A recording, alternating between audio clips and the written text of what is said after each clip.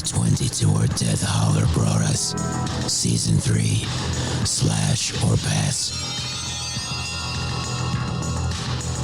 It became the classic horror film podcast of its time. And now Death Holler brings us the most shocking season ever.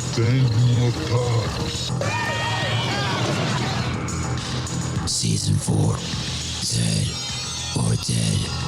Yeah, they're dead. They're all messed up. Imagine, if you will, that one of the hosts is absolutely terrified of zombies. So, what's the plan? Bash him in the head, that seems to work out. Now, accept the fact there is no escaping this horror. Death Holler brings back the dead. Remember, when you're in Death Holler, listener discretion is advised. With hospitality like this, you'll never want to leave.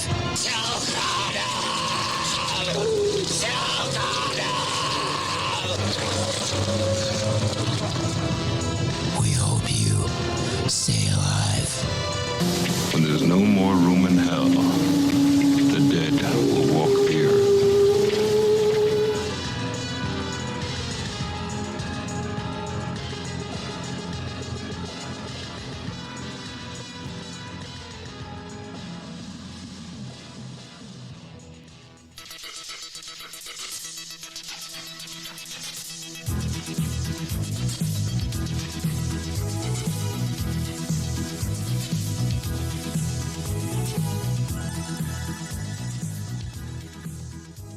Hello, everyone, and welcome back to Death Holler. I'm your elderly host, the Reverend Dr. Death, and joining me, as always, is my co-host and fellow Gemini, La Urana. Are you ready to celebrate, Urana? Woohoo! So excited. That's right, folks. It's June, and that means it's time to party. We are celebrating our birthday month. Wait, did y'all think we were talking about celebrating something else? And what better way to do that than to share our favorite zombie movies with you lovely people? Now, technically, my movie isn't my favorite zombie movie. It probably rounds out the top 5, but I think it's criminally underrated and needs to be seen and be on more people's radars. And Urana's pick might be a controversial one, especially to the video game purist out there. However, having said that, dust off that MAC-10, pack a couple of green herbs, and don't trust the shady pharmaceutical companies or Comets as we discuss Night of the Comet and Resident Evil. Welcome to Raccoon City. First, if you're enjoying the podcast, we'd appreciate it if you would take the time to like, comment, and subscribe on whatever podcast platform you prefer. It helps us get more visibility on podcast listings and helps us grow. Also, consider following us on social media. You can find us on TikTok and Twitter under Death Holler Pod, and we can be found on Instagram and Facebook under Death Holler Podcast. We appreciate everyone who listens and hope you enjoy the show. First movie, my pick for my birthday month pick is Night of the Comet from 1984. Tagline, it was the last thing on Earth they ever expected. It kind of goes with like Last Man on Earth, you know? Yeah. And kind of has, I don't know. I mean, it's not bad. It's not great though. It's not the best ever, but it just works. It works. Yeah. Directed by Tom Eberhardt, also written by Tom Eberhardt. Music by David Campbell, made on a budget of $700,000 US, made $14.4 million. Okay, I'm sorry. What? It made 14. So it does get the credit it deserves. It did really not good. Not really, because if you bring this movie up, nobody's ever heard of it. I mean, that's true. I have not seen it. I've heard of it. I have not seen it. Principal players, we have Catherine Mary Stewart playing Regina Belmont, the arcade playing machine gun toting teenage protagonist. She's very good apparently at the arcade Tempest. She was also starred another movie about arcade player called The Last Starfighter.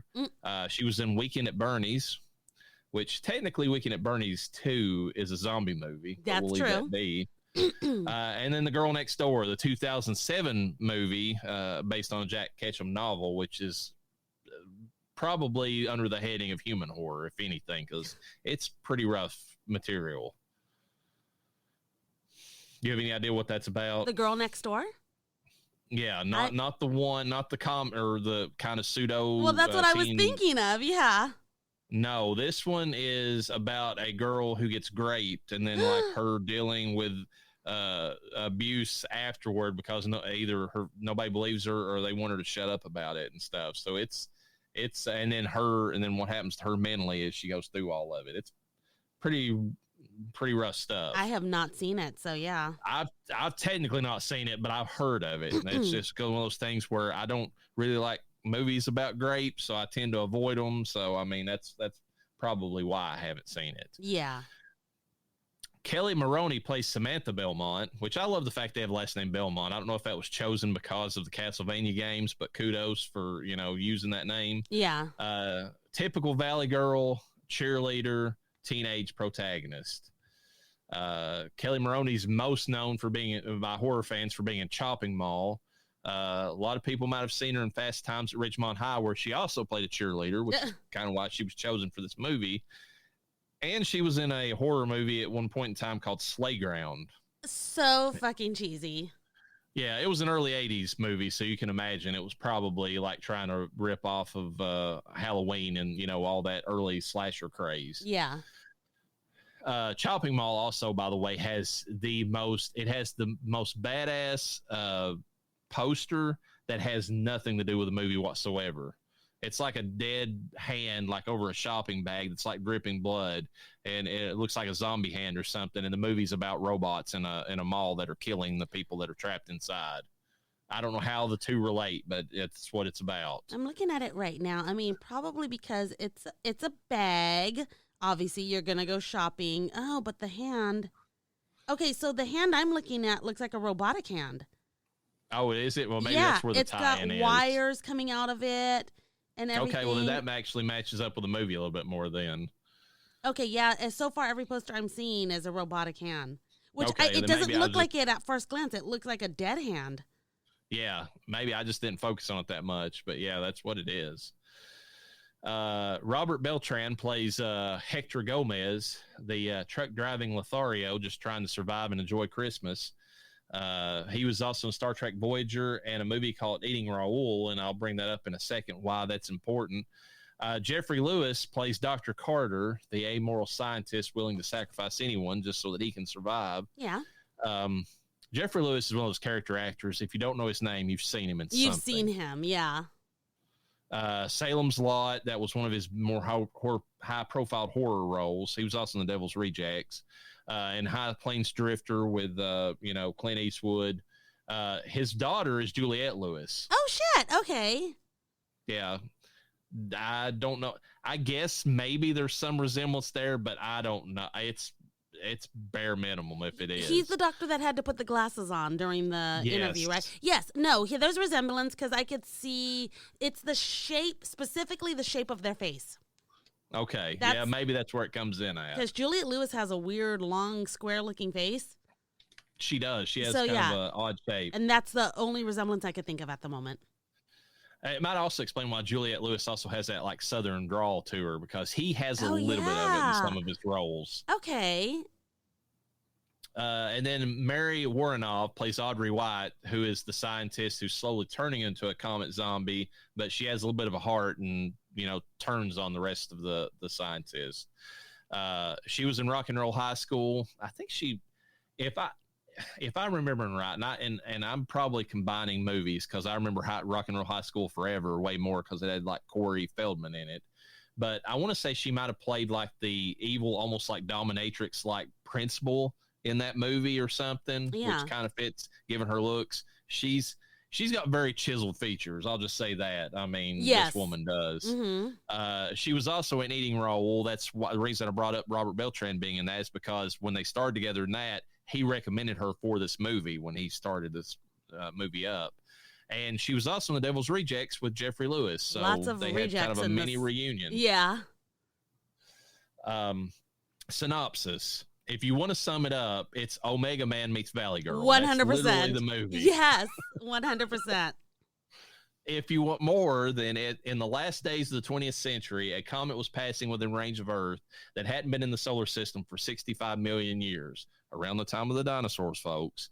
The people of Earth held massive parties to celebrate the once-in-a-lifetime event. Unfortunately, it would be the last thing many of them ever saw.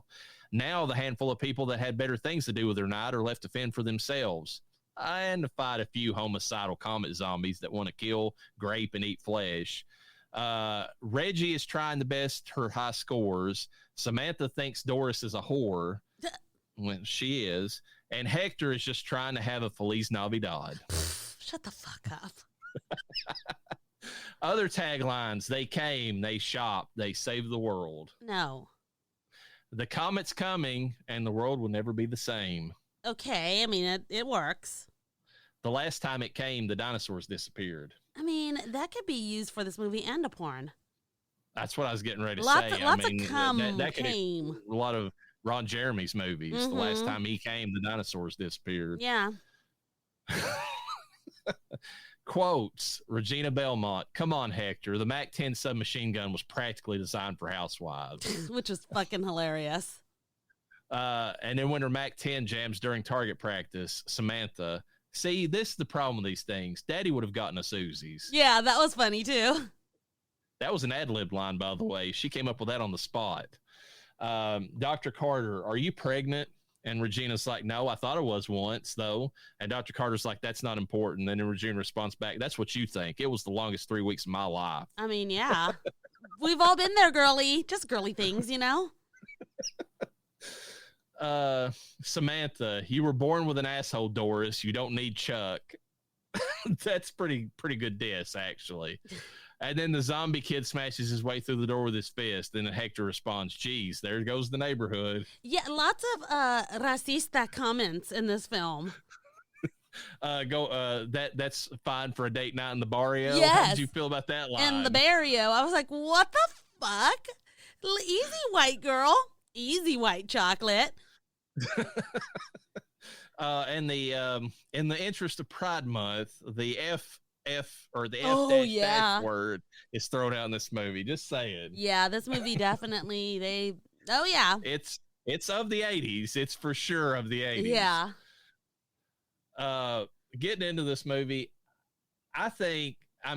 this movie I did not know about for the longest time, and I only whenever I saw which I have as my background right now, which people can't see, but the original artwork for the Scream Factory release, I'm like, how have I never heard of a zombie movie set in the 80s called Night of the Comet? And when I seeked it out and watched it, and I'm like, I love this movie. I love the cheesy the way it starts, like even it's got the 80s music. I know you love that bullshit. Well, it's got that, but it's got that announcer, like, those classic, like, 50s movies. It's like, "In a time at the end of the 80s or the 20th century," like that whole startup to it or whatever. And then it's playing that music in the background that's almost like a sci-fi, twinkle or whatever. Yeah. It's playing that. And then it starts up with the 80s music, and it goes right to her playing the arcade in the old El Rey Theater. I was like, okay, I'm sold from the start. And then it just got better because the zombies, I think the design of the zombies is pretty good in this movie, considering the budget. Yeah. The zombies definitely look good, but there wasn't a lot of them. There's not a lot, but that's where they kind of save money on the budget. But the fact that they were smart zombies like Omega Man, yes, but they also had that dried, withered appearance too, it kind of matched because they even say in the movie they're desiccating into the calcium dust. Is what they're, very quickly too. And the dust is what's turning them into zombies.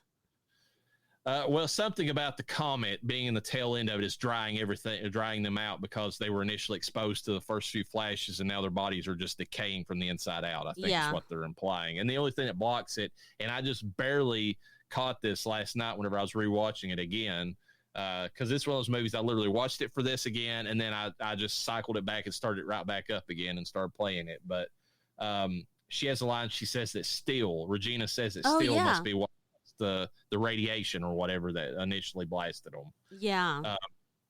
But the gist of the movie is if you were out watching the comic, then you turned instantly into the dust. Yes. If you were behind something that had a little bit of protection, you became a mindless zombie.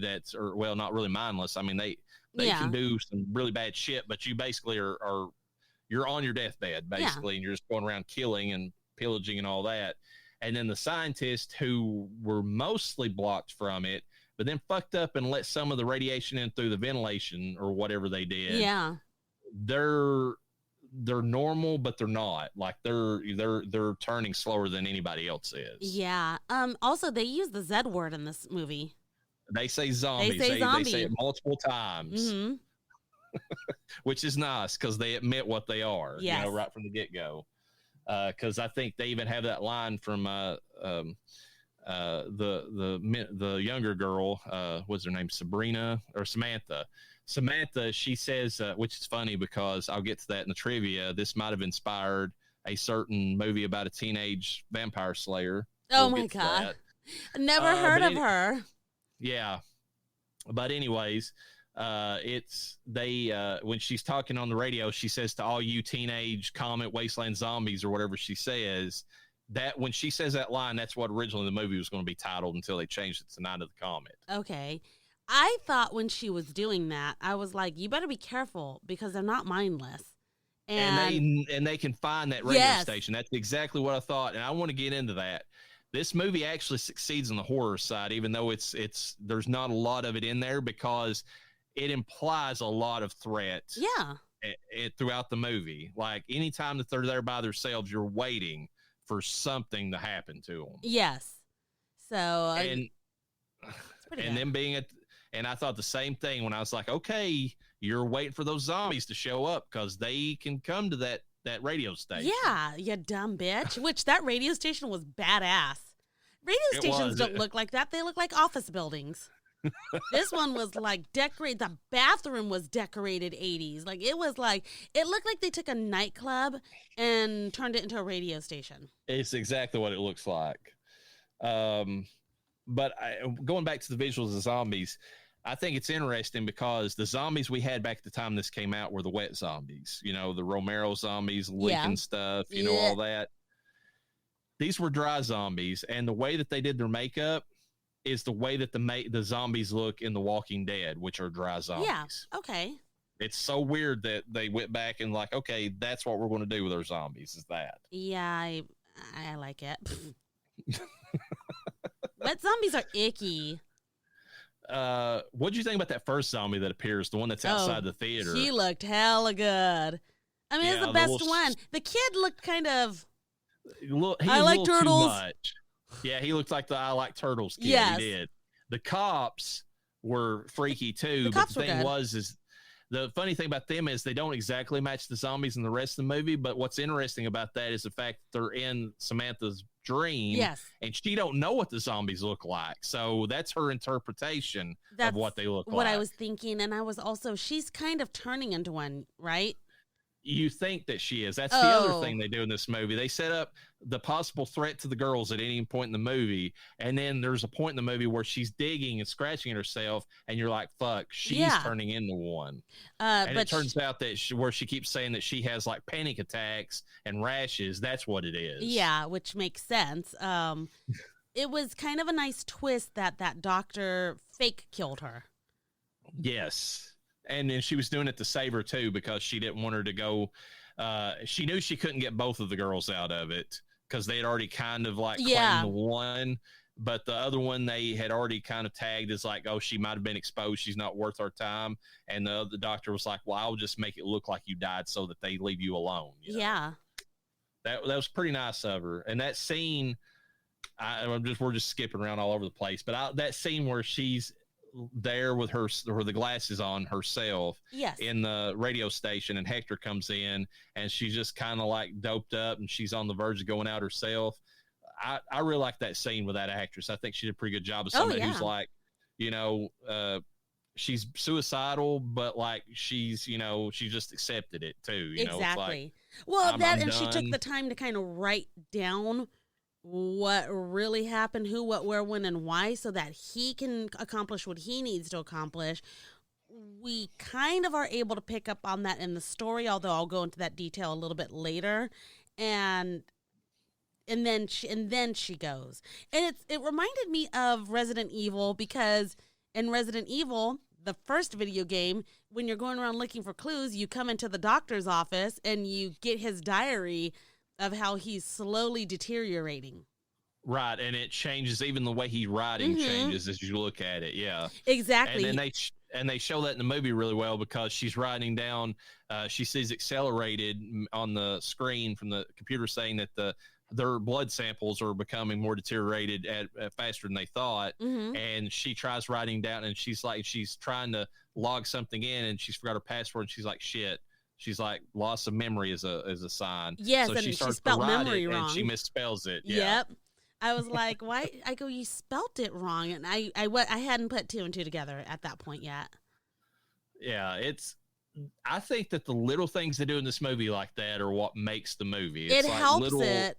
Yeah. Because there's a couple jump arounds that they do that doesn't kind of make sense. Something just happens. And they kind Which of ones are you talking about? And we'll go through them. Oh, God, I can't think of the top of my head right now. Because one of them was when, one of them would have been where the cheerleader comes back. But then I had to think about it. I had to be like, wait a second. That doctor wrote down some shit. So she probably wrote down where she was at. Yeah, how did he find her? It just, all of a sudden he shows up and she's in the back of his trunk. And I'm like, wait a second. You didn't even know where she was? Oh, fuck. But it was similar to kind of that, where something just happened and it's like, there's no explanation. He actually has a line in the movie, though, where he said that she left directions for him. Yes. And he did say, yes. So, I mean, she could have written down that the girl wasn't dead, that she just, he even says the line. It's like, you didn't kill her. You just gave her sodium pentothal and made it, and made it look like she was dead. Well, he said that to the guy. He's like, oh, well, the doctor here gave her, or the doctor that sent me here put sodium such and such in her to make her think, or make everyone think she was dead. Yeah. So they do explain it in the sense that now, would have been better if they'd maybe added a scene like to kind of show him picking her up. Yeah. And maybe even in the process added in another little scene where he had to possibly rescue her from other zombies or whatever. Yeah. That would have been cool. But they were they massively run into budget issues in this movie. So I can tell. They kind of, it's not that they didn't tell the story. The story is told. It's just that the way they skip to it can be easily missed. Yeah, you have to be paying, like even the still scene, like I missed that again until last night and she says it really quick when she's in the bathroom talking to Hector or like mentioning it. She's like, when she asked Hector where he was at and he said he was in the back of a pickup truck and she rattles off where they was at and she's like, steel. The steel is what protected us, and like, I totally missed that the first time through because it was just blinking you miss and it's gone out of the movie, Exactly. Were we in visual still? We really jumped all over, but visually, I was going to get back to the red skies. The red sky was amazing. Do you have in trivia how that was accomplished? I don't know if they even said that in trivia how it was accomplished. The only thing I can think of is that maybe they just applied like a color grade to the movie, because there was one point processed. There was one point where I was like, well, she's driving off in the distance and it's probably just a huge backdrop that she's driving towards, but the problem is that it's such a wide shot and her car is so small. The car that's driving, is the car or motorcycle? I don't know which one, but she's on a motorcycle most of the movie. Yeah, she is driving a car at one point after she picks Samantha up, but she's driving a motorcycle for a good chunk. Okay, and it's just going off towards the red sky, and I'm like, oh, that's got to be a backdrop. But then I'm thinking, that's huge ass backdrop to be for this wide angle, that they're filming. And I was like, either it's a filter or I have no idea what they did to make that happen, but it looked amazing. Yeah, and then it makes it even better with the red dust of the people that's left too. It kind of complements that look, And then at the end of the movie, whenever the rain is washing away, everything and the skies turn back the regular blue, it's like it's it's pretty neat effect. It's like cleansing, everything whenever it's falling, the rain is, and kind of getting rid of all that. But yeah. I'm trying to think other visually. I mean, those are the two primary things they do. Otherwise, the biggest thing they did visually was create what looked like an empty LA, and that's pretty visually. Oh yeah. For the budget, they did a damn good job with that because the world feels empty in this movie. Like, if you are in New York or LA and the streets look like that, run for cover. You're in the apocalypse. There is no way. I was like, 6 o'clock in the morning. There's really no time you can escape LA traffic, which is insane. I think late night. I think like between 8 and 9 o'clock at night. That's not late night, but like you can kind of get by with less traffic at those hours, and you can actually just cruise down the fucking highway. But like, if I want to get somewhere, like where I reside for, when I'm going to Universal, it probably should be a half an hour drive tops. Honestly, 20 minutes, realistically, it's not that far, but because of LA traffic, it can take anywhere from an hour to an hour and a half to get to, even if you leave at like 6 o'clock in the morning. It's insane. LA traffic blows balls. So this apocalypse would definitely be welcomed. It's just the feeling that they made like the world's empty in this movie is like the biggest, like, I mean, it's got that adds to the creep factor too to me, because you're sitting there and it's just so eerie that everything's so empty around them. That and that radio station was badass. The visuals, the neon lights, everything that they had, it looked really good. Yeah, it did. I'm trying to think of anything else visually, but those are the main things that stood out to me. Yeah, the monsters, the lighting of the outside world, the money they put into making this. This is the epitome of 80s visuals. A lot of money was put into visuals. And also, well, this should be brought up because I think it's in the trivia. They made the girls have outfits that were like very bright in colors, so they stood out more to everything else around them, which is visually an interesting thing. I was going to ask you, what do you think about having the two Valley Girl-like characters as the main stars? Like, I mean, it's not traditional in any film of this time, and really not that big of a, I mean, it's more so now because they put girl bosses and everything, but it was a pretty big change for the time period. Well, considering the Valley Girl doesn't really exist anymore, there's the versions of it, but that was the California rich girl back in the day. Yeah. I think it suits perfectly fine, and I also think it works really well because Daddy was big in the military. He was also big on training his daughters, which we do get pieces of that story, which is why they are trained in weapons. They know enough about them. But when you do that for a living, you can provide them the lifestyle that they have. So they lived in a nice house in a nice neighborhood, which is going to give them that personality that they had. Now, the oldest one was a little more down to earth. I think she didn't always live that way, whereas the younger one always lived like that. And she kind of gives that vibe in some of the stuff she says about how their childhood went too. That her sister didn't really see as much of the change as she did, or whatever, in the family. Yes. So I think it worked out really good. I think that could even still work for today. You would get a different type of quotation mark Valley Girl, but let's just call it a California girl, is what it is. So here's my other question following that up. As somebody who's watched this movie that's for the first time, I would assume, do you feel like these girls earned their ability to be able to fight as well as they did? And given what happens to them in the movie, do you feel like it's appropriate for their like level of both their like body builds and like their ability to get out of stuff of how things progress or whatever? I think so, because they struggled. It wasn't a clean, easy fight every time. She had to throw that zombie off of her 4 or 5 times. And not the thing that cemented at me was the creepy zombie that was in the mall, the one that was like, you dirty rat, Oh, yes. Guy. he captures them. If Yes. it wasn't for the military people, the scientists showing up, they'd be dead. Yes. Like straight up. And this is something contrasted against. I was thinking when I was watching, I couldn't help but do it because Acolyte and everything else going on right now. Hector helps or saves the women. Mhm. Like you don't see that in modern movies. They refuse to have a man help a woman in modern movies. Exactly. And they don't make Hector weak at all in this movie. He, he's the traditional,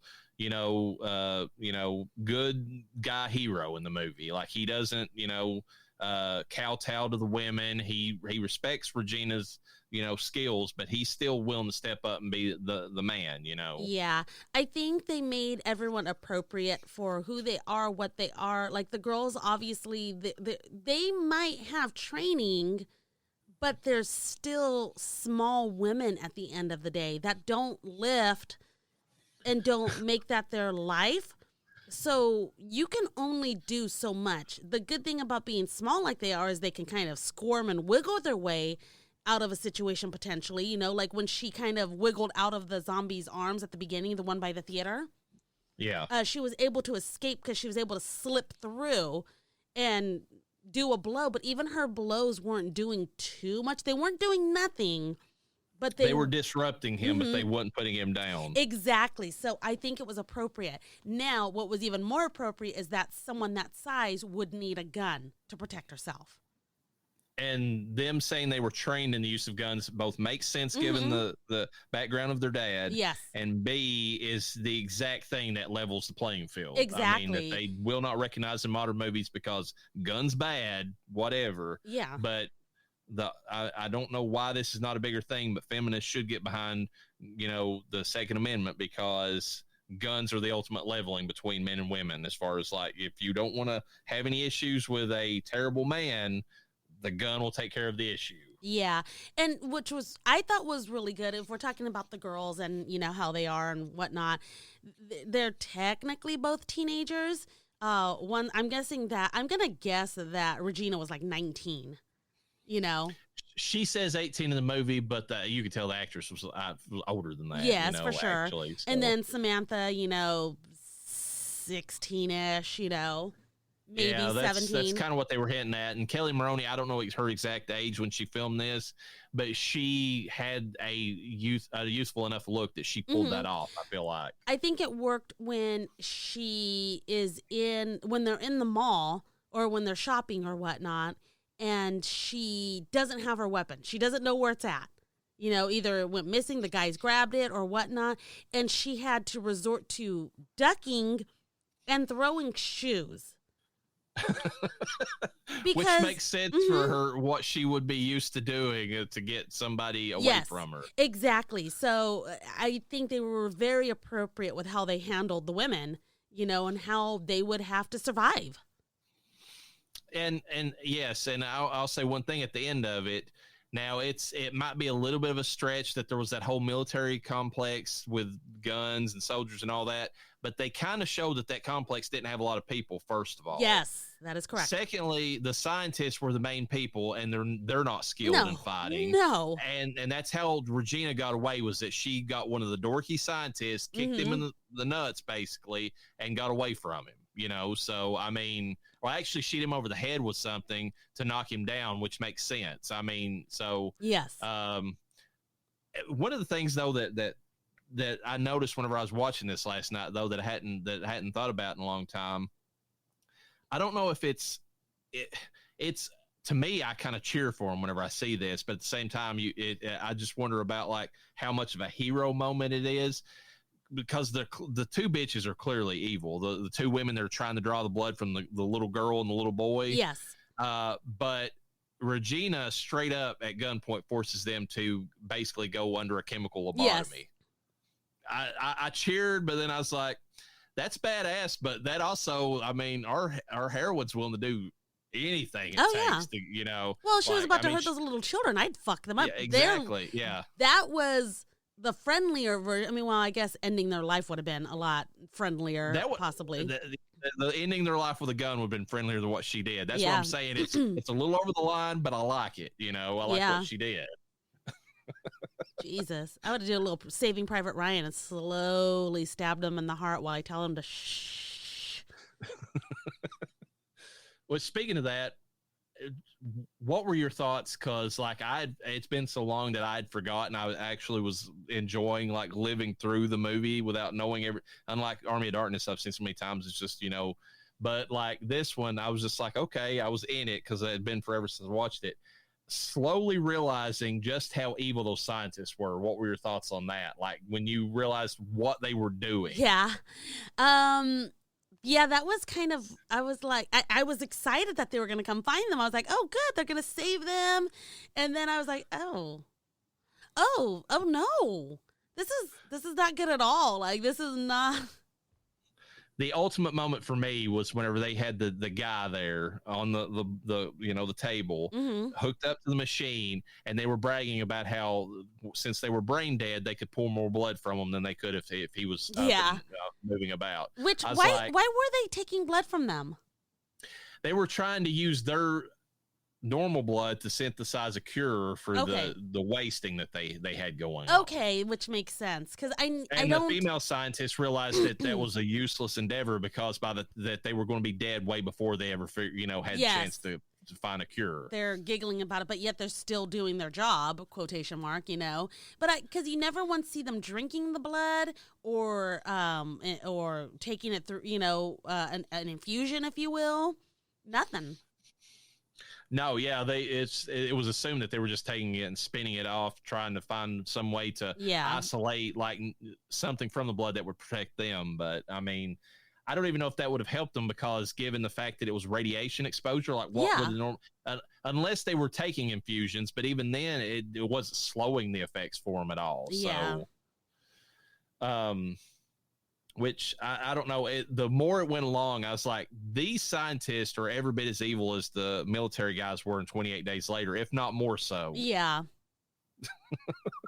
Because at least the guys in 28 Days Later, they had a code about them, even if it was twisted. And it's like, well, we're going to repopulate the world no matter what it takes. Yeah. Like, I mean, like these scientists were like, fuck everybody else in the world. We're going to take care of ourselves. I mean, it's a small difference, but I think they're worse for what they're trying to do. Oh my God. I just thought of something so fucking like dumb, but like, do you think in 28 Days Later, so stupid. I don't know why I'm thinking about this.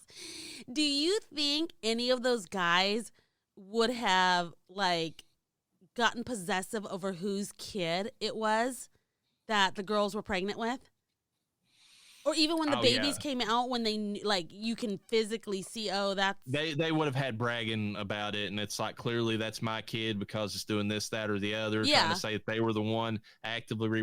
They would have definitely because they're guys, and it would have been competition. That's what I was thinking. Is they're guys, and mine was the strongest sperm, even though all of us had up in her.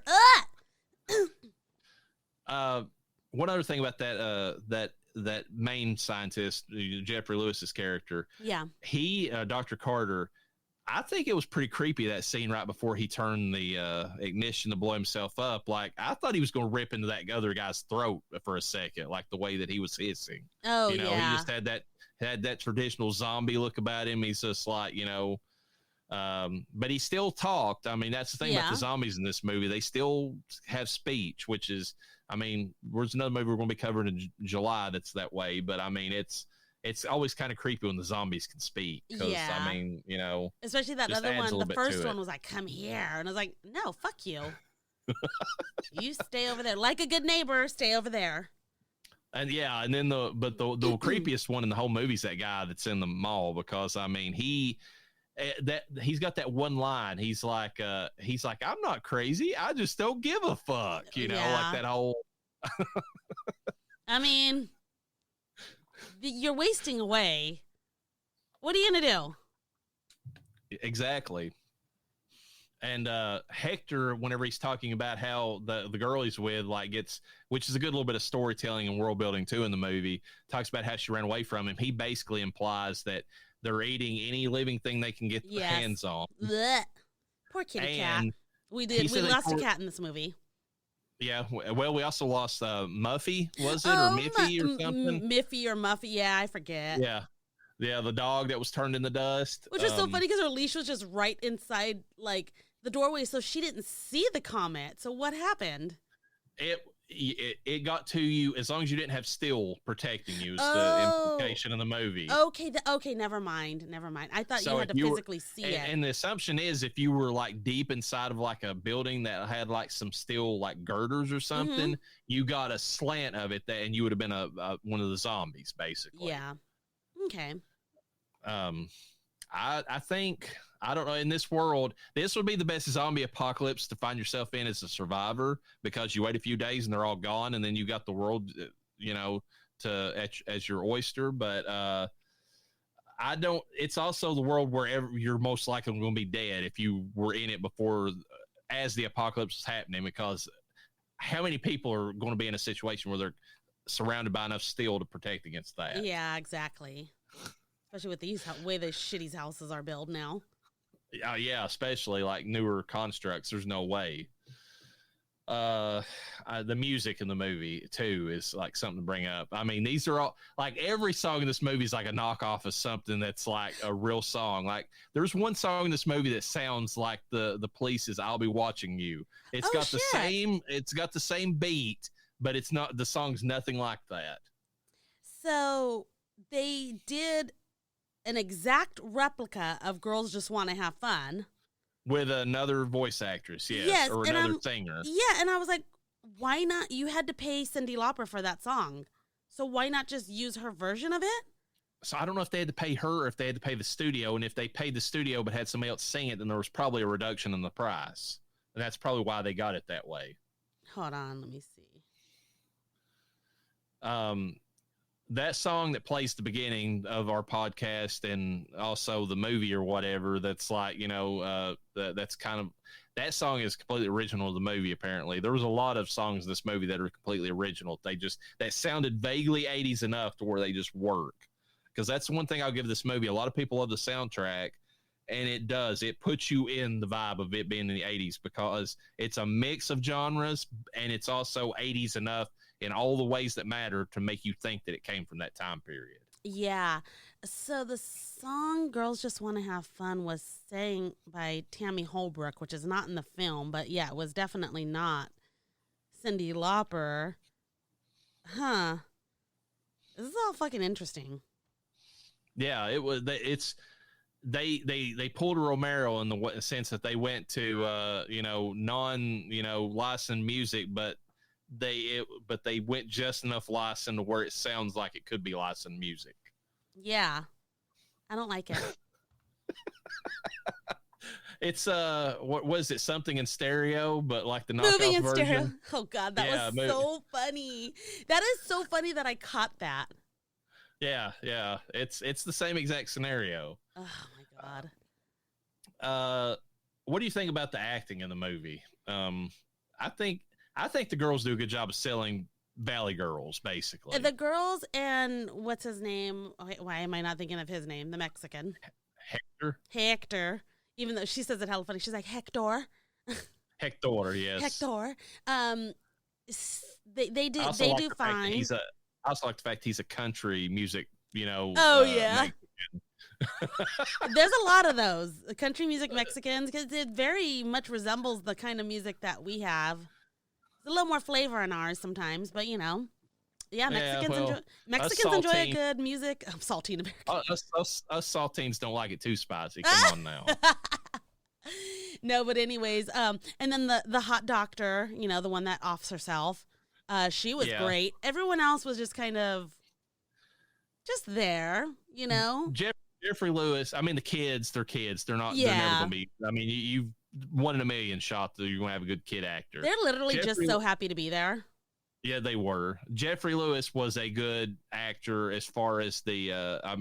Just being that evil fucking like that's the one you need to focus on as being the asshole villain in the movie. But he plays a character. He's a character actor. He plays that kind of part all the time.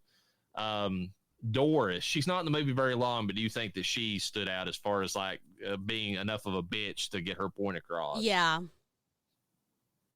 Like I was surprised they actually had her punch Samantha at the beginning. That was so funny. the slaps were okay. You expect that. That's kind of like a 80s soap opera thing, but her just outright belting her in the face. Yeah. I'm like, okay. She was out to get some dick, and ain't no bitch gonna get in her way. No, she's going to get Chuck or whatever his name is. She's Yeah. going to get some of that. She had 99 problems, and a bitch wasn't one. The acting was okay, but yeah, the main characters was where it was at. Sometimes you don't always have that. Sometimes you have great parts from other side characters. And yeah, what's his name? The main doctor. Yeah, he was good too, but still didn't stand out as much as the girls did. No, not even the female scientist. She clearly was, that scene with her and Hector was great. Yes. She really sold that. This movie really lives and dies on the two main actresses, because they didn't sell their part, then the whole movie fell apart right from the get go. Because that you're following them throughout the entire movie, anyways. Yeah. So they chose right in getting who they did. Definitely. Anything else you want to talk about the movie before we get? Because we'll cover our review, our actual rating at the end. But I've got some trivia here. No, let's roll into the trivia. Kelly Maroney improvised the Uzi line, like I said, when the weapon jammed for real. Director Tom Ebert told the cast to react to any unexpected occurrences in character, since time and budget were so tight they needed to avoid retakes. Were they shooting actual fucking guns? At least ones were firing blanks that were firing that way. Yeah. Okay, that's funny. I think it's great because we talk about all the time that sometimes a tight budget will cause you to be more creative. That line's one of the best ones in the movie, and she came up with it because of the budget constraints. Yeah. When cheerleader Samantha Belmont is playing at the radio station as a disc jockey, she says she is taking requests from all you teenage mutant comet zombies, which was the working title of the film. Which is hilarious. And also, she was going to get a request from them in person if she didn't fucking watch her shit. Well, I thought that's what the phone call was whenever I forgot that it was the scientist. Yeah. I was like, okay, some zombies are calling her right now. She's fucked. That's what I was thinking. I was like, don't pick it up. They're going to know you're real. Because at least if she had said zombies technically, but I don't know. I was like, there's a chance that it might not be a real person and they're calling to check, Yeah, but that one guy, which the guy at the mall would have responded to that, but remember, he hated the radio because he actually had one of his goons blow it up. He said, get rid of that shit. Oh my God. Maybe they don't like music. Maybe smooth jazz doesn't actually make them feel good. Well, they weren't playing smooth jazz, so maybe that would have helped. Mm-hmm. That's true. Because you got to imagine those zombies feel like shit. They're and that's one thing that I don't know if you noticed. Doris, it kind of gives a hint at how the comet is affecting people right before she dies, because she starts scratching herself and then she holds her hands up to her eyes like they're burning or whatever. Yeah. And then she's gone. I beg to differ. They did play smooth jazz at one point in this film, because I had immediately thought of Life After Beth. Well, it was a jazzy song, but they didn't play it in the mall. No, definitely not the mall. So, and just watching this movie, I think of the zombies as having a major hangover, because that's what you're dehydrated with a hangover. That makes sense. That's why they're wearing the sunglasses, because the light hurts their eyes. They've probably got throbbing headaches that won't go away. It's probably miserable as you're going out. The scenes of an empty Los Angeles were filmed in the morning on normal business days. The shots of the barren city were done quickly while the traffic was held up at stoplights. Oh, okay, that makes sense, because I'm like, there's no fucking way. And the two police officers who were seen riding motorcycles in Samantha's nightmare were actually location cops who were the ones helping stop traffic so they could film the movie. Wow. Lucky. The movie theater featured in the beginning of the movie is the historic El Rey Theater. Yes. That's in Los Angeles. I recognized it for sure. Chance Boyer, who plays the little boy survivor Brian, is the real-life son of actress Sharon Farrell, who was the one that played Doris. Oh, okay. So, when Samantha is arguing with her stepmother Doris in the beginning, actress Sharon Farrell actually slapped Kelly Maroney for real because Maroney felt like she wasn't getting the right reaction to Farrell's fake slaps, and said, due to budget constraints, we can't keep doing this. Just slap me for real and let me respond to it. So she's really getting slapped. So was her response slap real? It didn't say that. It just said that her slap because she wouldn't, Kelly Maroney did keep one of the 2 cheerleader outfits that she wore in the movie. So I mean, they were cute, that. so why not? I mean, that sweater cost $80, so. I laughed when she said that. I'm like, you know what?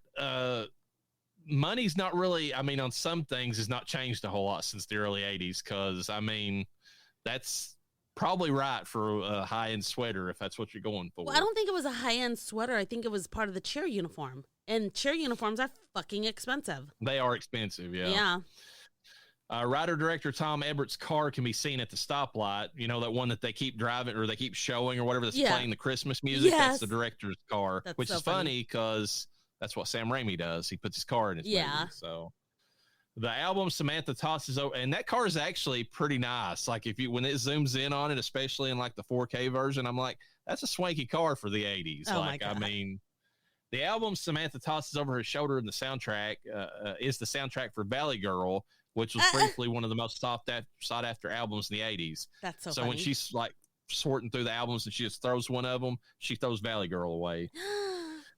Blasphemy. Since it was clearly one of the inspirations for the movie. The photos of Hector's family are actual pictures of various family members of writer-director Tom Everett's wife. So I wonder, is his wife a Latina? Because those look like Mexican family. Yeah. It has to be because I was thinking that too. I was like, oh, look at Abuelita. And then I saw a younger Latina woman and I was like, who's that? Is that his mom? Was the other one his actual grandma and that's his mom? Okay. Maybe that's why he put a Hispanic guy in the movie to kind of, like homage to his wife. Flavor. Yeah. Honey, I like brown people, just like I like you. I'm not just one of those saltines, Robert Beltran recommended Mary Woronov for the role of Audrey, as I said. They worked together on Eating Raoul. Yeah. Catherine Mary Stewart played Regina, did most of her own stunts except for riding the motorcycle. The long shots were a stunt woman, while the close-ups were done by putting her on a motorcycle, which was on a flatbed truck that was then moved forward. Oh, my while God. She was sitting stationary. That is so funny. What would you think about the fact that, I don't know if you caught this, you know how she's got that beef at the beginning of the movie because DMK took the 6th spot on her Tempest machine? Yeah. Did you notice who the guy was that picked up her sister at the end of the movie? I saw DMK on the license plate. Yeah. It was the guy, the one guy that she was bitching about, at the beginning of the movie. It's the one that picked up her sister. Exactly. And I'm like, okay, did he survive because he's good at video games? I just thought it was hilarious. I was like, that's a good callback, to work it back in. Exactly. While writing the screenplay, Tom Everett asked teenagers for their input on what they would do if they survived the end of the world. Not a bad idea. That's not a bad idea at all because you're going to get all kinds of things. You're going to get shit that would work. You're going to get shit that doesn't work. Mostly stuff that doesn't work.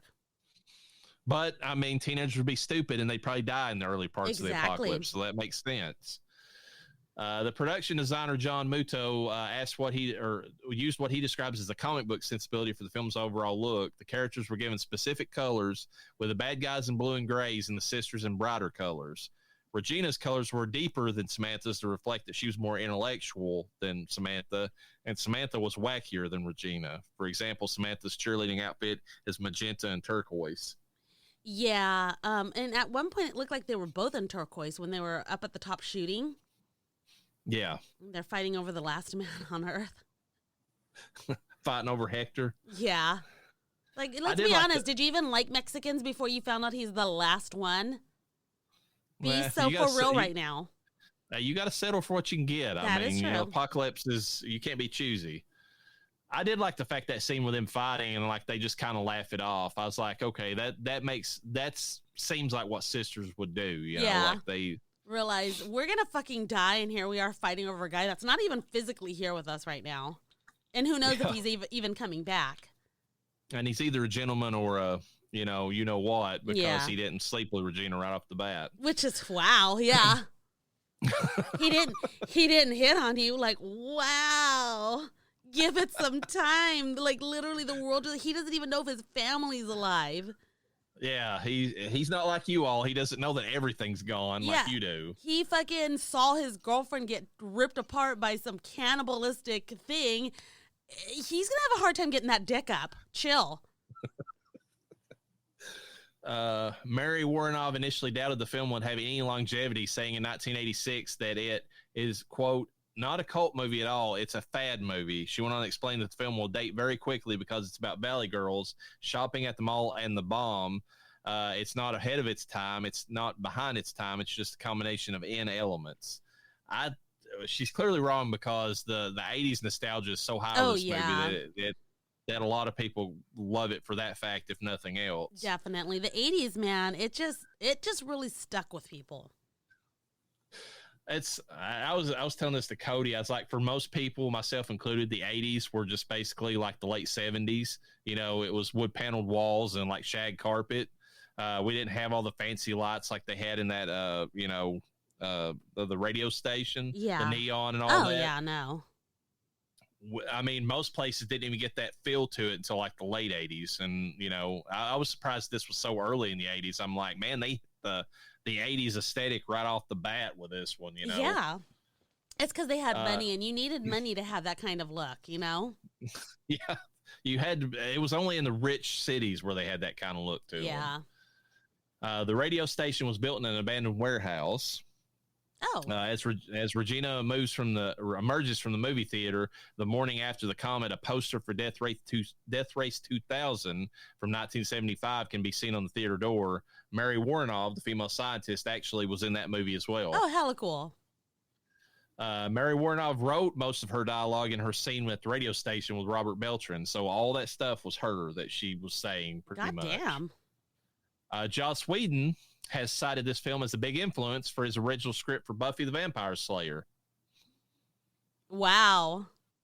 Which makes sense because think of Buffy as a character. She's just a 90s version of the Valley Girl, basically. Yeah. Robert Beltran initially turned down the role of Hector Gomez because he did not want to play Hector as a typical cholo type. Director, I didn't get cholo from him in this. Not at all. If anything, I got like off-white, you know, cowboy. You know, that's what I got from him. You got white-sikin. Yeah, white-sikin. Yeah. Director Tom Ebert recalls receiving praise for his creative decision to pick Kelly Maroney's character walking out of an elevator by focusing on her feet instead of the conventional full body or upper body shot. But the main reason he did it that he told later the Projection Booth podcast was because they were running out of time. She was already unavailable for pickups, and they just got a production team member to wear the character's sneakers and just had a couple of people off screen pull doors apart to simulate an elevator and, you know, film her feet as she left so that it looked like, you know, that's what they were doing. Oh my God, that's hella funny. So he got praised for this scene, saying, well, that's like the most, you know, non-misogynistic thing that anybody's ever done with a attractive female. And he's like, well, it's because of money, you know? Yeah. Tempest by Atari is the game that Regina's playing in the movie theater. The think tank base was done with miniatures and forced perspective, which you can kind of tell because they keep showing that one military soldier up top, you know, watching over it, but it's like a small miniature that they're kind of showing. That's hella funny. Like many horror films of the 70s and 80s, example, Dawn of the Dead, this film has several critiques of consumer culture contained within the plot and dialogue. The best example of this is whenever the think tank is looking for Regina and Samantha, and they're like, where would we be at if we were teenage girls? And then they thought of the shopping mall as being, you know, the place that they would go to because they said that the shopping arcade was an absolute monument to consumerism. Oh, yeah. The waving clown in the first desolate shots of downtown Los Angeles is the same exact clown that Pee Wee Herman locks his bike to in Pee-wee's Big Adventure and subsequently gets his bike stolen. Heather Langenkamp, a.k.a. Nancy, auditioned for the role of Samantha, but didn't get it. Wow, that would have been interesting. She, at this point in time, I mean, I think we can all admit Heather Langenkamp was the strongest actress. Yes. I think that the one that they got for, I think that whenever they got and also it was for Samantha. It wasn't for Regina. So Oh. do you think that she would have pulled off the cheerleader? No. I think Kelly Maroney did a much better job in playing that. She would have had to play Reggie. Yeah. And Kelly Maroney was chosen because of her Fast Times at Ridgemont High character, being a cheerleader. During the crowd scenes at the beginning, there's a brief shot of LL Cool J on a microphone. What? Yeah, all those scenes at the beginning, LL Cool J's in the background. I did not. No way. When Regina is trying to convince Samantha that everyone is dead, she says, "It's Saturday morning. Where are all the kids?" So the comet passed on Friday night, and the radio station recording mentions that there are 11 more shopping days till Christmas. If you count the 24th as the last shopping day, that means the comet passed on December 14th of that year. That's the day that everything takes place. So it wasn't Friday the 13th. No, it was Friday the 14th. Ah, unfortunately. boo! Everybody was gone before Christmas. Bummer. Hector Gomez was originally supposed to have a major emotional breakdown when he went back to his family's house.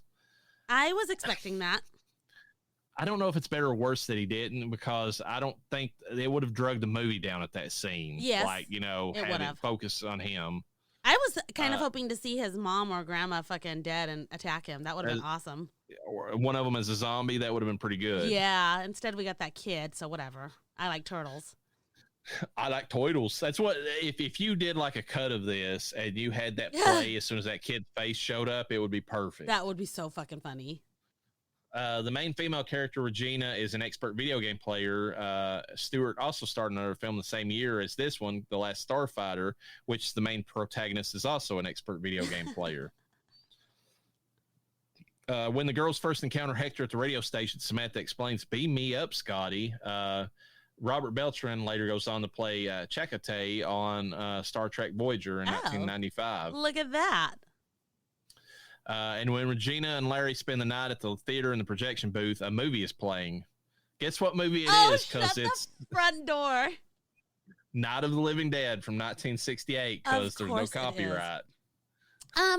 Question. So the guy in that, the Larry, that cheap ass, the one who was going to pay Regina $15 for her fucking fine vagina. By the way, yeah, paying her $15. Well, actually, he tells her, he's like, "If we were doing that, you'd get a lot more money. Because you're worth more than that." And she just gives him that eye roll or whatever. Yeah. Actually, I like a lot of the side lines that she gives him that he never picks up on or whatever. Yes. She's giving him shade and he never realizes it. She still sleeps with him. He gave me knockoff Marty McFly vibes in that scene where he's like on the phone, Yeah. because he's got the suspenders. He's dressed like Michael J. Fox from Back to the Future a little bit. Yeah. In that scene. I didn't pay that much attention. The one thing I caught on to was how he had this black market cut of a movie that was. It Comes from Outer Space. Yeah. A Comet zombie movie. Yeah, well, yes, basically something like that. Yeah, so I thought that was pretty funny. And the even funnier thing is that he was arguing with the guy over literally $10, because the guy offered him $100. He's like, and he knocks his phone down. He's like, "Is this phone malfunctioning? $100 for a 3D cut of a movie? Blah blah blah." And the guy offers him $110. He's like, "Now we're talking." I'm like, "Oh my God, $10 fucking dollars! Like, what the hell, dude?" Okay, but what could $10 get you in the 80s? Apparently it could get you Regina, or close to it. Close to, yeah. Maybe she'll show him her boobs. Holy crap. Wait a second. I'd show my boobs for $10 back in the day. I mean, I haven't, but fuck, I should have. They were nice. Hey, some people are selling that for $5 a month. Yes. Now, so oh my God. I saw a meme the other day, speaking of that, and some girl posted a TikTok about how this guy took her out to dinner, and I forget what restaurant it was, and she's like, "You think I'm worth $60 or something like that?" And then it shows a side screen of her OnlyFans, and it's like $15 a month or something, 10 or 15 a month, and it's like, yeah, girl. Which, speaking of that, this is a total tangent, but this one that somebody shared with me, this TikTok, of this guy, and he's like really taking care of this girl during like their dinner together. Like she leans over to grab something on the edge of the table. He puts his hand around the the sharp edge of the table, so when she comes back up, she won't hurt herself on it. And he like was feeding her food and all that. And then at the very end of it, somebody hands him the check, and he passes it directly over to her. Hell yeah. He paid his dues. Okay. He did what he was supposed to do during the whole thing. So fucking funny. I like to pay for the bill when I go on dates with my husband. I just grab our ATM card and, babe, I got this. And, because you got to treat him like the queen that he is, Yeah, make him feel like that I'm sure that it's a shared banking account. That is neither here nor there, Reverend, okay? We're not talking about that. We're talking about how I'm treating my husband the way he deserves to be treated. Well, going back to the movie, Larry is clearly such a provider for Regina. Oh God! Again, I love every line she gives him back in shade. They're small, but if you listen, they're hilarious. Because he says something like, well, he's like, he said you should be mad at him, or whatever. And she's like, yeah, like last night was anything to be happy about, or whatever she says. And I'm like, you go, girl, you get him over that. It would have been funnier if she still hadn't fucked him, because it was implied that they fucked, right? Yeah, well, because there's one scene where they're laying there right as the comet's getting ready to show up, and it shows like a shot of the radio that's nearby, and like he kind of pokes her with something. We can assume what it is, and she's like, Larry, like she's giggling when he does it or whatever, and it's pretty much assumed what they did. You can talk all the shit that you want to, but girl, you're still letting him stick it in you. The best line in the movie is the theater director, Mel. Because he has this line, and I love it. He said, and speaking of Larry, he said, that guy's doing to me what he's been doing to her in the projection booth, basically saying that he's been fucking him over. And it's such a good line. It's so good. And the guy delivers it so well. I'm like, all right, that's pretty good. My God. Oh my God. No way. Final thoughts on this movie. I'm gonna go ahead because it's my movie, and we'll do that on yours. You can be the first one to review it. Woo. So, of course, I'm gonna give this. I'm not gonna give it a 5. It's not a 5. I'm surprised. There's a lot of problems with it. It is a 4.5 though. If I was rating the movie as far as like how well it was made, everything taken together, it's probably a 4. It gets the extra 0.5 because I love this fucking movie. Like I can literally just sit here and watch this movie and be happy. We'll just like Army of Darkness, just like throw it on, just watch it. I mean, the music, the visuals, the red and all that, the 80s vibe to it, the way that the zombies are, the actual feeling of dread that they put in the movie, like in small scenes with the two girls. It's got a horror element to it. It's not just comedy jokes, through the entire movie. Yeah. Like the girls are not strong enough to defend themselves in all scenes. And so they get into some shit. So, I mean, it's, and then the evil scientists at the end that are like, I mean, they're every stereotypical authority figure in any zombie movie is always bad. And this movie like is the epitome of that. And it came out before most of the other ones after that even went with that cliche. So, I love it. I think it's a good movie, and I wish more people watched it. Yeah, definitely worth watching so that you could say that you've watched it. This is a movie that if it's on TV, I'm probably gonna watch it again. Okay. So, but I'm not gonna go out of my way to watch it again. Okay. I know for a fact that Noah didn't like the ending, and you gotta admit, aside from the DMK. That was, if you didn't see the beginning, he didn't see the beginning. I don't know how long it's been since he's watched this movie. But I just don't think that he just didn't like how it ended, and that's fine. It's a little too squeaky clean, probably. Yeah. For him. Yeah, probably. So. And one thing that a lot of the reviewers like to point out, or like critics of it, they're like, man, it must be nice to live in an apocalypse where you've got working electricity that nobody's there to actually. And I'm like, fair point. But would there not be electricity during an apocalypse? For a few days, maybe, and then it would be completely out, and then you'd be on your own. You think so? Maybe. Because don't we have like?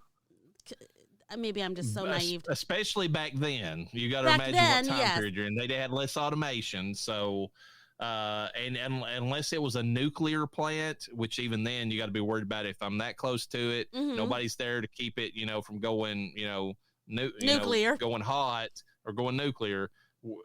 I'm going to die from that, but okay.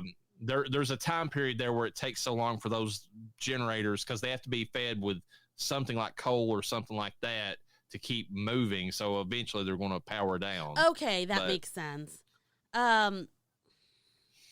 Yeah, and this but movie how many days do they actually have in this movie? Yeah, it's only a span of a few days. It's a few days, so I can give them the benefit that a few days they'll still have electricity. Exactly. So there's that.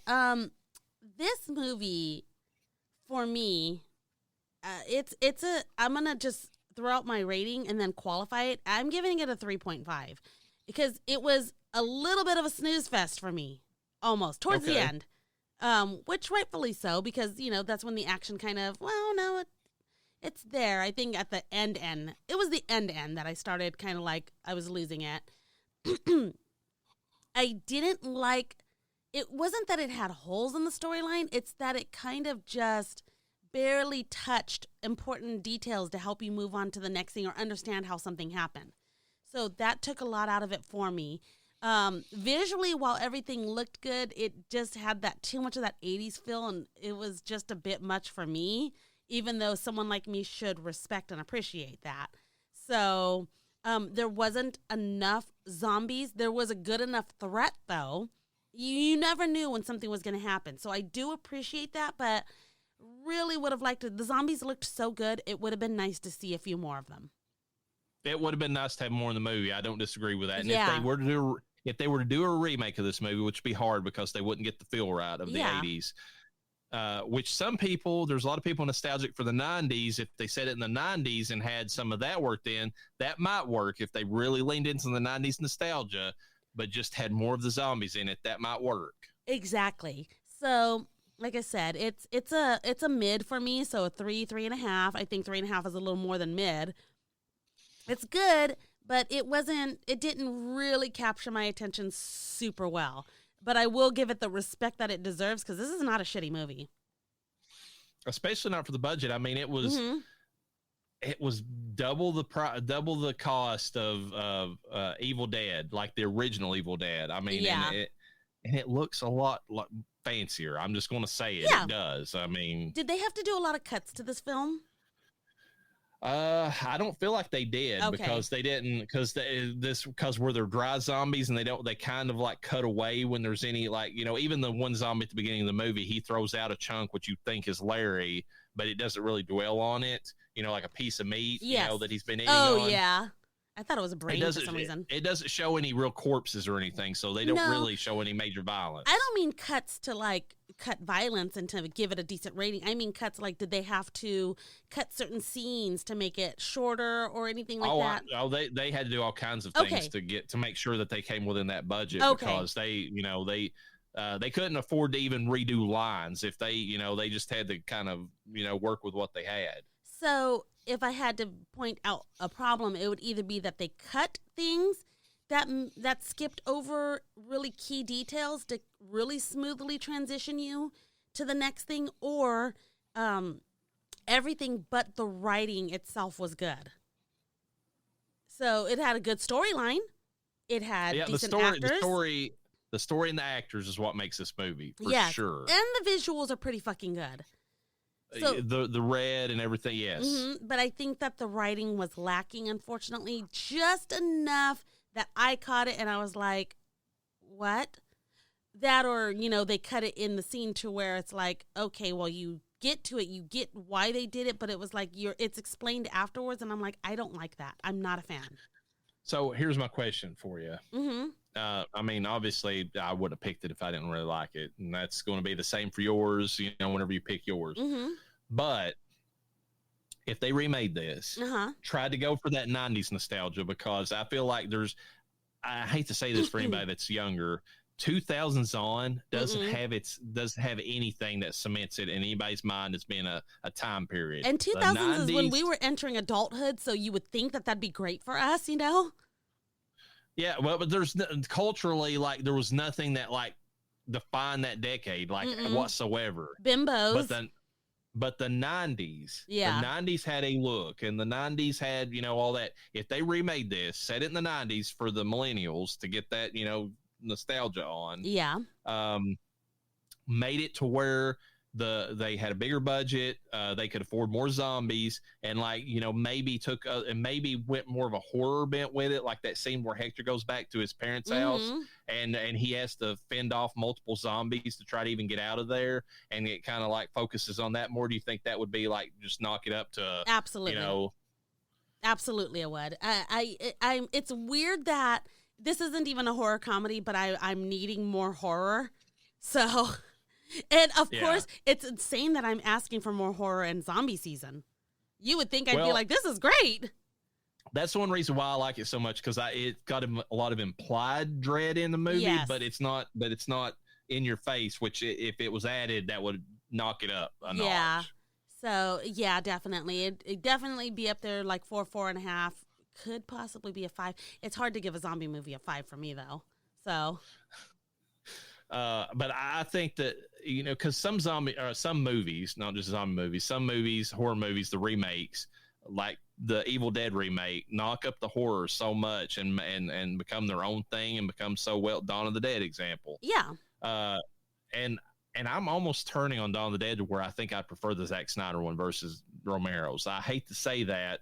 Still, there's another movie that's Romero's that's way better than all of them. But of those two versions, I think I prefer Zack Snyder's, and I don't think I'm the only one that feels that way now. Yeah. I think that this is one of those movies that, just due to the low budget that it originally started with and the fact that it has so many good elements to its benefit, it just needed a little extra oomph that it never really got, that it would be a perfect candidate for a remake. Like, I think it just would. It's possible they could ruin it, though, too. I mean, that's always a possibility, I guess. So the nostalgia works for it. But like I said, if you leaned into another era of nostalgia, then I think that's where you would get it at. But you'd have to lean into that, because that's part of this movie's charm. If it wasn't so 80s, I don't think it would even have that going for a lot of the fans. So yeah.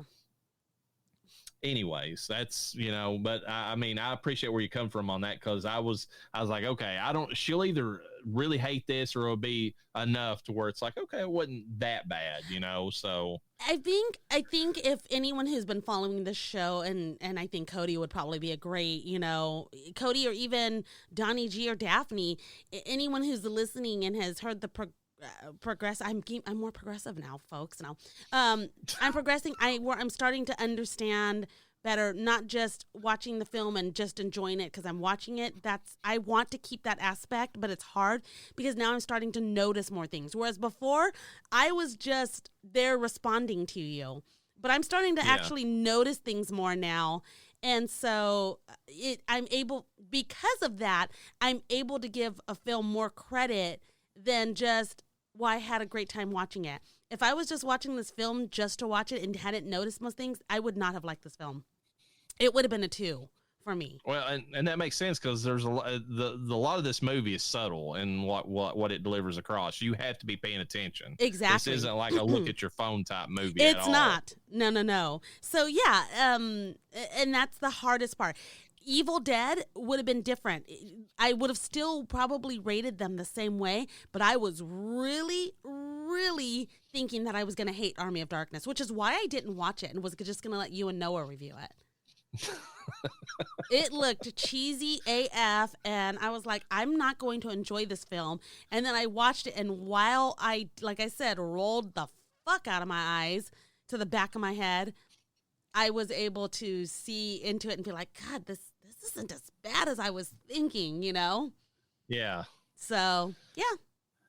So I'm going to try to play devil's advocate on your pick whenever we cover it next time, and try to, I won't do it as well, because I frankly, I'm not like some of the other fans of the Resident Evil series that I'm so sacrosanct with. Are you not like those other fans? Are you a cool fan?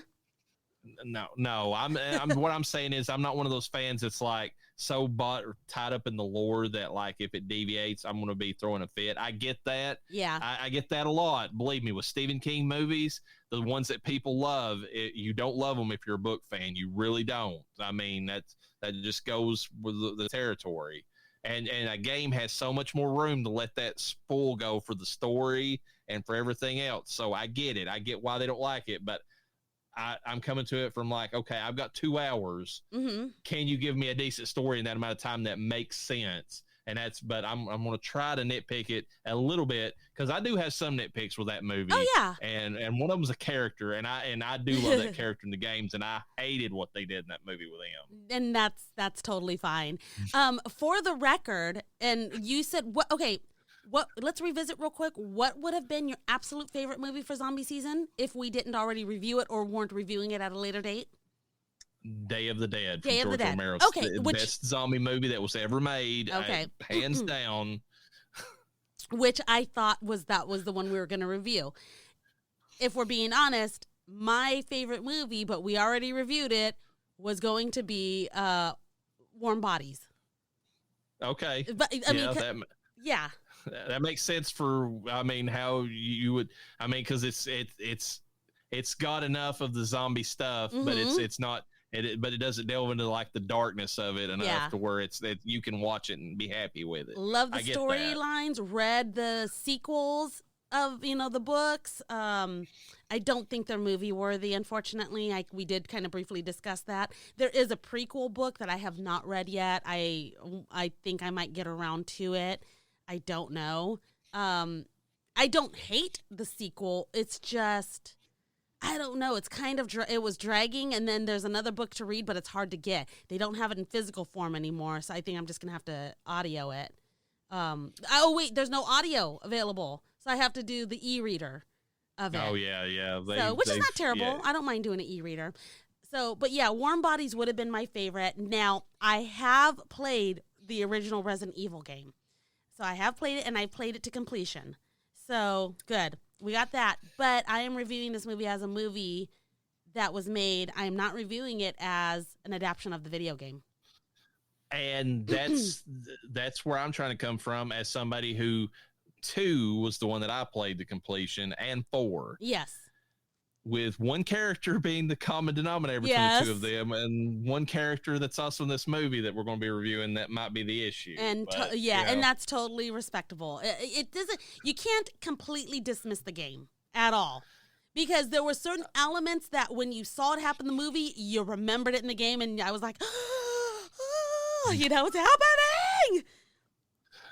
So and we'll get to it. Why I think it still is, why I enjoy it myself, even though it's got those issues. But bringing this up, because this is my pick on this one, I said it rounded out my top 5. Officially, if I was, zombie, movies or whatever, it would be Day of the Dead, number 1, without hesitation. Shaun of the Dead, number 2, we've already covered. 28 Days Later, we've already covered. Oh, God. Return of the Living Dead, which we'll get to, and this movie. That's why it rounds out my top 5, because and this one obviously is the most, say that there's comedy in some of those other ones, but this one is less horror based than some of the other ones. Yeah. That makes the difference. Oh my God. I feel like there'd be a lot of, horror comedies in my list, but Dawn of the Dead, the remake, is up there for me. I would put Dawn of the Dead probably at my 6. Like it's close. It's right on the verge. The remake, not the original. Yeah, I've fallen. I mean, I like the original for parts, but I know we're dragging this on. But like the remake is just better, and just like conveying that fear in a person. I think so too. So yeah. It's in the top 3. It's for sure in my top 3 if it's because Warm Bodies is my number 1. So yeah, and I was surprised. I don't know if I would have had the same picks as I mean, Day has never moved from its spot since the first time I watched it. Since the day you watched it. I'm just kidding. Since the Day of the Dead that I watched it, but and then Shaun instantly shot up to the top 5 right from the get go, but. Like the other ones have moved around, and I appreciate this one so much just because I don't feel like And maybe it's in my top 5 just because I don't feel like enough people know about it. You know, there's that factor that somehow makes a movie cooler when nobody knows about it and you do. South Park was that way for me back in the day. Me and my buddies were the only ones in my local community that could even get access to it. And we would be talking about it at school and nobody'd know the reference because they didn't know what the show was. And then when everybody was quoting South Park, then it kind of lost its cool. Yeah. You know what I'm saying? It's a little bit elitist, but there's a little bit of that with it. You know, I watched it before it was cool. No, yeah, it was kind of a hidden thing back in the day, and it wasn't so much a hidden thing. It was that a lot of the people that I knew weren't allowed to watch it at the age we were. Well, it was just in my area. It wasn't available on any of the cable company stuff. And then my dad had a satellite system, one of those big, fucking dish versions, and I could, watch it that way. And then my buddies would come over and we, watch it that way. So exactly. Oh my God. But I'm interested. I don't know if you'll be able to come up with a top 5 of your favorite that you've, other than what you've already mentioned, but we'll see whenever you, label off, your favorite the next time we review this. All I know is that for sure we've got Warm Bodies, we've got Dawn of the Dead, we've got Raccoon City. That was a surprise one. That one, I think my kids watched it 2 or 3 times before I finally watched it. So I was sleeping on that one for a minute. And then we've got Scout's Guide. Oh, yeah, that's pretty fun. That was a surprise one for me. So that leaves room for others. You might be surprised that I'm not mentioning Night of the Living Dead because that was the original one that fucked me up. I can't keep that in my favorites. It's not that I don't respect it. It's just that, that movie fucked me up for life. And it's not even that scary compared to, Dawn of the Dead, Also, I want to throw this in because this does pertain to this movie. You know how Samantha has the dream within a dream in this movie, or the nightmare within a nightmare? She wakes up twice. Return of the Living Dead is the only movie in my entire life that's ever done that to me. I had a nightmare within a nightmare. Oh, shit. Legit. I woke up from a nightmare about zombies to see the tar man standing over my bed in my bedroom, totally as it looked. And then as he was reaching to attack me, I woke up again for the second time. Yeah. I forgot a movie in my top 5, 28 Days Later.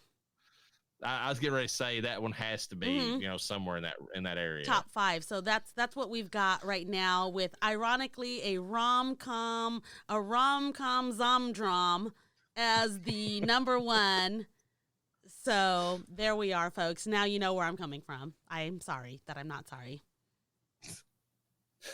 Well, on the next one, we're going to cover your favorite, and then I think we're going to finally get you to watch the Evil Dead remake and see how badly it scarred you for life, because it is way more intense than anything else in the series. Well, I'm excited because obviously, clearly, it sounds like I'm gonna get what I've been asking for, and maybe I'll be sorry.